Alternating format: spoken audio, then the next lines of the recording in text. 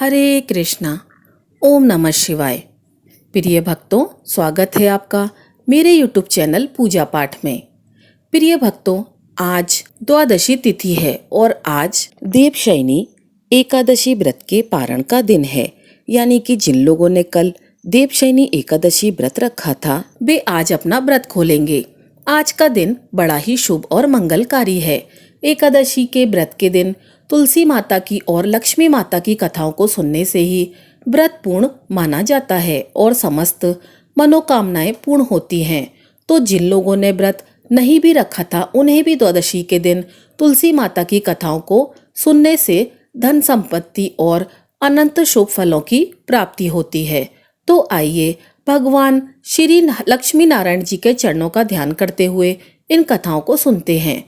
एक बात का आप लोग विशेष ध्यान रखिएगा कि इन कथाओं को पूरा अवश्य सुने। आधी अधूरी कथाओं को सुनने से पूर्ण फल प्राप्त नहीं होता। तो बोलिए श्री राधा कृष्ण भगवान की जय। बोलिए श्री यमुना माता की जय। जय तुलसी महारानी। नमो नमो हरि की पटरानी। नमो नमो। आइए सुनते हैं तुलसी माता की संपूर्ण कथाएं। तुलसी माता को हरि प्रिया भी कहा जाता है। जितना भगवान श्री हरि विष्णु सोने, चांदी, हीरे मोती और रत्नों से प्रसन्न नहीं होते, उतना सिर्फ तुलसी दल से प्रसन्न हो जाते हैं। सच्ची श्रद्धा भाव से तुलसी दल भगवान विष्णु को अर्पित करने से मनुष्य के सभी संकट कट जाते हैं और मनोकामनाएं पूर्ण हो जाती हैं। एक बार एक गांव में एक बुजुर्ग महिला रहा करती थी। वह बहुत ही पूजा पाठ किया करती थी। वह रोज तुलसी माँ की पूजा करती और वह बुजुर्ग महिला रोज तुलसी माता से कहती, तुलसी माँ तुम मुझे बहू दे, पीतांबर की धोती दे, मीठा मीठा ग्रास दे, बैकुंठ में वास दे, चटक की चाल दे, पटक की मौत दे, चंदन का काट दे, रानी सा राज दे, दाल भात का भोजन दे और 11 की मौत दे, कृष्ण जी का कंधा दे। वह बुजुर्ग मैया हर महीने में तुलसी माता की रोज पूजा करती और उनके बिलड़े को रोज सींचती। तुलसी माता बुजुर्ग महिला की बात सुनकर धीरे धीरे सूखने लगी।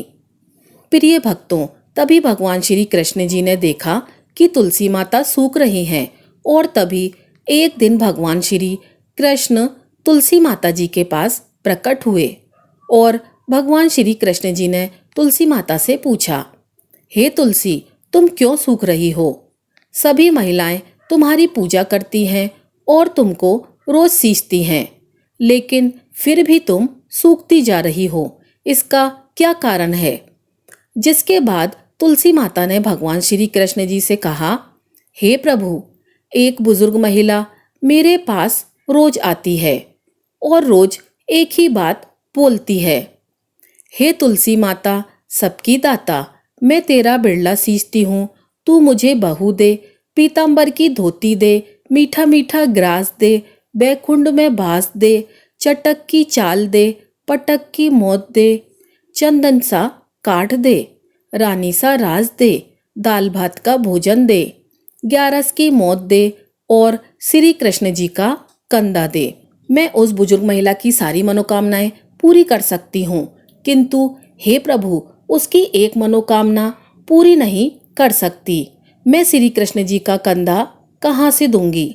भगवान श्री कृष्ण जी तुलसी माता की बात सुनकर जोर जोर से हंसने लगे और फिर भगवान श्री कृष्ण जी ने तुलसी माता से कहा, तुम चिंता मत करो, जब वह बुजुर्ग महिला की मृत्यु होगी तब मौके पर मैं वहां पहुंचकर कंधा दे दूंगा। आज सुबह जब वह पूजा करने आए तब कह देना कि सब कुछ तुम्हें मिल जाएगा। कुछ ही दिनों बाद वह वृद्ध महिला ठोकर खाकर रास्ते में गिर गई और मर गई। पूरे गांव के सभी लोग आए। उस महिला को सभी लोग धर्मात्मा मानते थे। उनको तुलसी जी की डोकरी कहते थे। उनके परिवार में कोई भी नहीं था, इसलिए गांव वालों ने ही उनके अंतिम संस्कार की योजना बनाई और उसे नहला धुलाकर उसे तिखट्टी पर बैठाने के लिए उठाने लगे। तो उनका मृत शरीर इतना भारी हो गया था कि उसे कोई उठा नहीं पाया। यह देखकर वहां के सभी लोग तरह तरह की बातें करने लगे और कहने लगे कि यह इतना पूजा पाठ करती थी, हर समय माला फेरती थी, इसलिए यह इतनी भारी हो गई है। वहीं पूरे गांव में चर्चा होने लगी कि डोकरी माई कोई भक्ति नहीं थी, यह छल कपट करती थी। हम जिसे धर्मात्मा समझते थे वह पापी है जो किसी से भी नहीं उठ रही है, यह इसके कर्मों की सजा है। इधर भगवान ने सोचा कि मेरे भक्त की निंदा हो रही है, इसलिए भगवान ने बूढ़े आदमी का वेश धारण करके वहां पर आए और वहां पर एकत्रित लोगों से पूछने लगे कि यहाँ पर इतनी भीड़ क्यों लगी है, जिससे लोग कहने लगे कि यह डोकरी माई मर गई है और पापनी इतनी थी कि जिससे यह उठ नहीं पा रही है। सब लोग उठा उठाकर थक गए। तब ब्राह्मण ने कहा, मुझे एक बार डोकरी के कान में कुछ कहने दो, फिर देख लो कैसे उठती है। तो सभी लोगों ने कहा, आप भी प्रयास करके देख लीजिए। तब भगवान ने उस वृद्ध महिला के कानों में कहा, हे बुढ़िया माई, देखो मैं आ गया, तू बिरला सींचे मेरा, मैं उद्धार करूं तेरा। हे बुढ़िया माई, बहू ले, पोती ले, पोता ले, लड्डू ले, पीताम्बर ले, धोती ले, गहना ले, घी का घड़ा ले, मीठा मीठा खीर ले, पूड़ी ले, दाल भात का भोजन ले, धन ले, दौलत ले, बेटा ले, पोता ले, काम ले, तुलसी तुलसी जी का पत्ता ले, मुंह में गंगा जी का जल ले, 11 को ले, चंदन का काट ले, कृष्ण जी का कंधा ले। इतना सुनते ही वह बुढ़िया माई हल्की हो गई। भगवान बोले, आओ और इनको उठाओ। भगवान ने हाथ लगाया और बुढ़िया माई जो डोकरी उठ गई। सबको बड़ा ही आश्चर्य हुआ। उसे खूब धूमधाम से ले जाया गया। भगवान उसे अपने कंधे पर ले गए। पूरे गांव में इसकी चर्चा होने लगी, जिससे उसको मुक्ति मिल गई और वह बैकुंठ में चली गई। सभी लोग देखते रह गए। सभी लोगों ने देखा कि शमशान घाट तक तो ब्राह्मण साथी आया था, लेकिन अब वह दिखाई नहीं दे रहा। इससे लोगों को समझ में आया कि वह कोई और नहीं, स्वयं भगवान बूढ़े ब्राह्मण के रूप में आए थे। तो प्रेम से बोलिए, श्री राधा कृष्ण भगवान की जय। बोलिए, श्री तुलसी शालिग्राम जी भगवान की जय। आइए अब सुनते हैं तुलसी माता की दूसरी कथा। इस कथा को सुनने से एकादशी के व्रत का संपूर्ण फल मिल जाता है। एक कुटुंब में ननंद तथा भाभी साथ साथ रहा करती थीं। ननंद का विवाह अभी तक नहीं हुआ था। वह तुलसी के पौधे की खूब सेवा करती थी, लेकिन उसकी भाभी को यह सब बिल्कुल भी पसंद नहीं था। जब कभी उसकी भाभी को अत्यधिक क्रोध आता, तब वह उसे ताना देते हुए कहती थी कि जब तुम्हारा विवाह होगा तो मैं तुलसी ही बारातियों को खाने को दूंगी, तुम्हारे दहेज में भी तुलसी दूंगी। कुछ समय बीत जाने पर ननंद का विवाह पक्का हुआ। विवाह के दिन भाभी ने अपने कहे अनुसार बारातियों के सामने तुलसी का गमला फोड़ दिया और खाने के लिए कहा। तुलसी जी की कृपा से वह फूटा हुआ गमला अनेकों स्वादिष्ट पकवानों में बदल गया। भाभी ने गहनों के नाम पर तुलसी की मंजरी से बने हुए गहने उसे पहना दिए और वह सुंदर सोने जवाहरात में बदल गए। भाभी ने वस्त्रों के स्थान पर तुलसी का जनेऊ रख दिया और वह रेशमी तथा सुंदर वस्त्रों में बदल गए। ननंद की ससुराल में उसके दहेज की बहुत ही प्रशंसा की गई। यह बात भाभी के कानों तक भी पहुंच गई। उसे बड़ा आश्चर्य हुआ।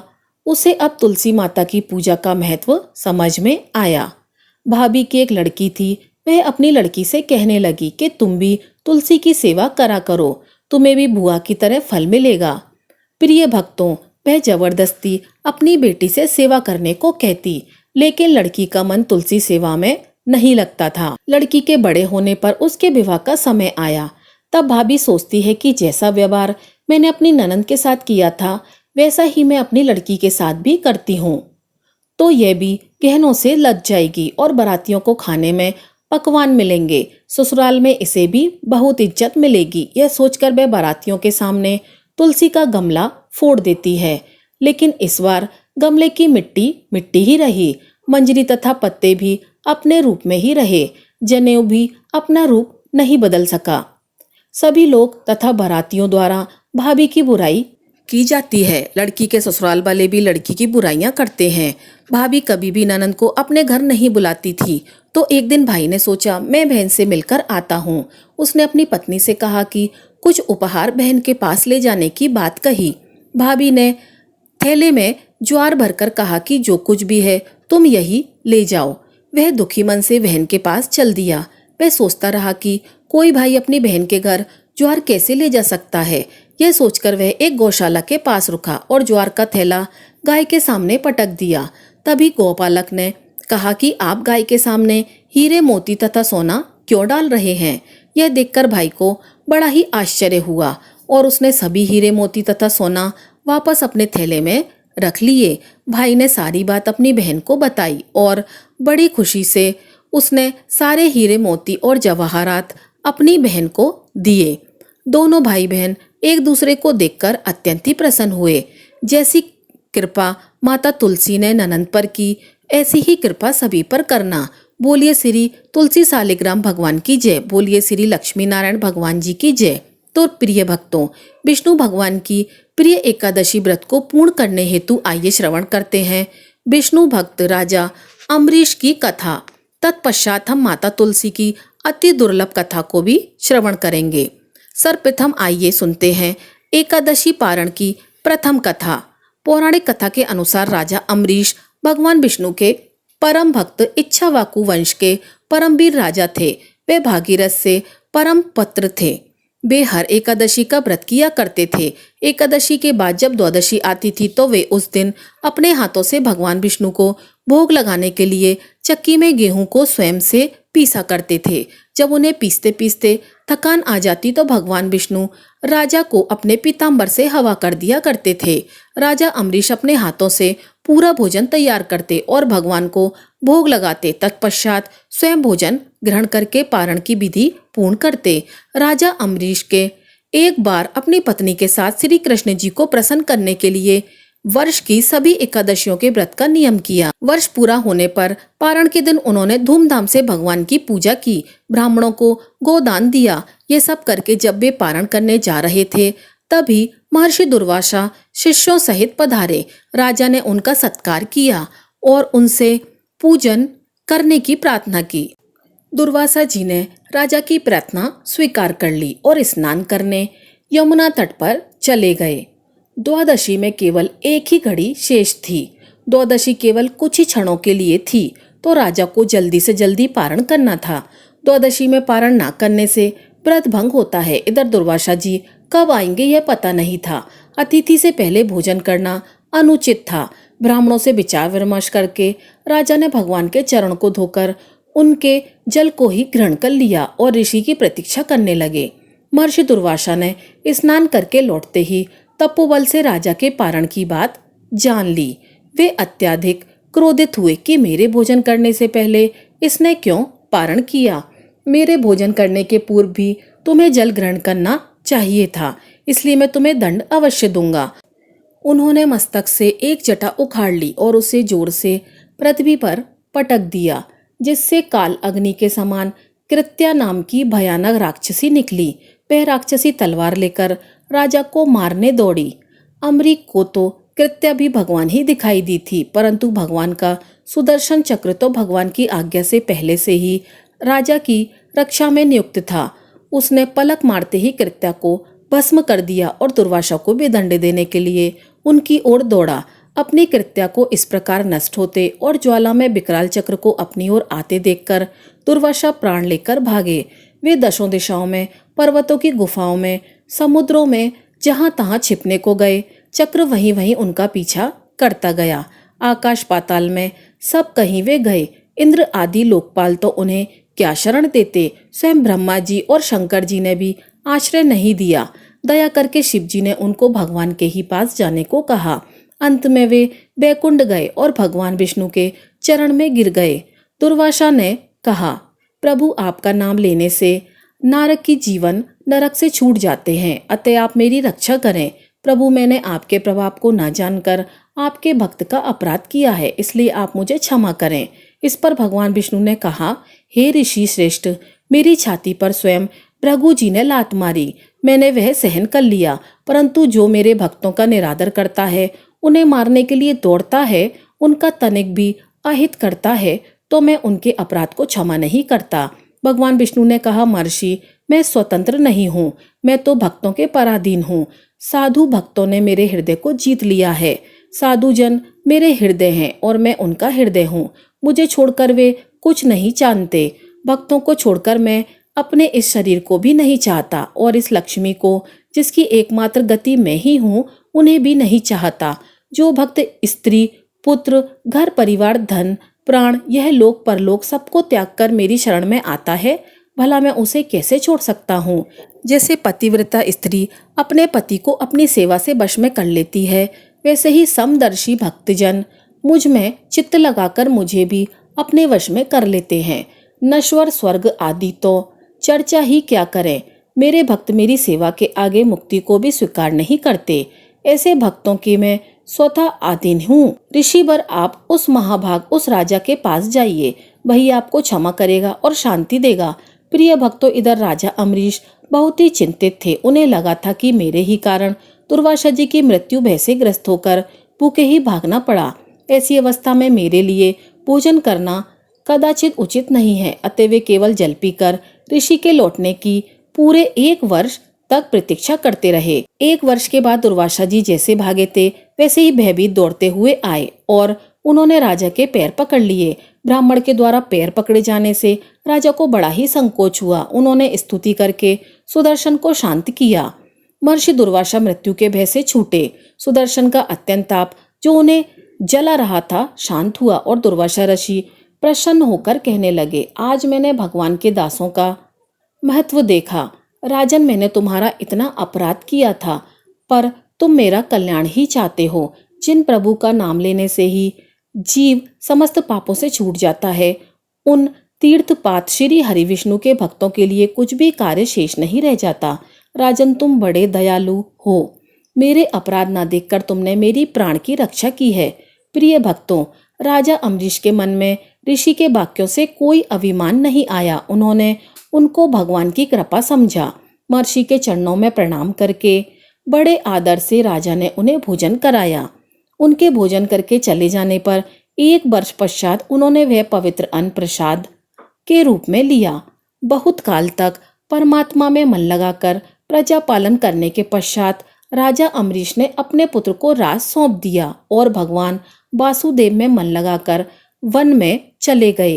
वहां भजन तथा तप करते हुए उन्होंने भगवान को प्राप्त किया और अंतिम समय में विष्णु धाम को गए। जो भक्त एकादशी का व्रत करते हैं, वे द्वादशी के दिन इस पारण कथा को सुनते हैं, उनका सर्वदा उद्धार होता है। एक बार प्रेम से बोलिए, ओम नमो भगवते वासुदेवाय नमः।